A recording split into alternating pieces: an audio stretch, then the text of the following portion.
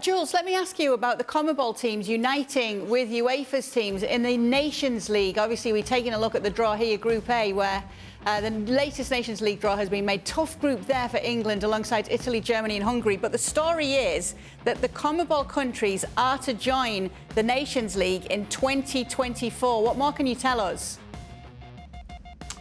Yeah, that's right, Kay. This is the big news of the day. Zbigniew Boniek said in an interview in Poland. He's obviously a UEFA vice president, and it started with the CONMEBOL and UEFA opening a joint office in London, which I think would have raised a few eyebrows maybe in the FIFA offices, if you want. And then we had earlier this week the announcement that the winners of the European Championship in Europe, of course, will face the winner of the Copa America at Wembley in almost like a kind of a final between the two best, let's put it that way, confederations.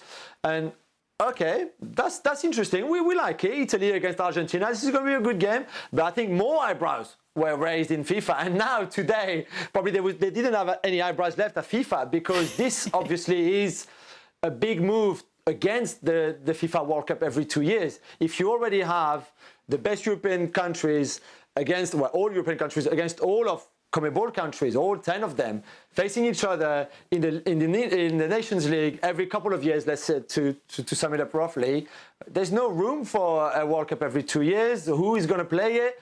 So I think this is a big move, tactical move from UEFA and CONMEBOL against FIFA and their ideas, of course, of that World Cup every 2 years.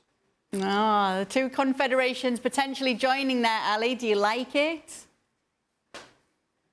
I don't just like it, Kay. I love it. I love it. And I don't love many things. I love it. And if for no other reason, and Jules just mentioned it, if this is somehow a response to saying, you know that World Cup every 2 years, not going to happen. Don't think so. Not so fast. Nuh-uh. If that's the only reason, I love it. But I love it for other reasons as well. Because look at the top end of CONMEBOL. Brazil and Argentina, right?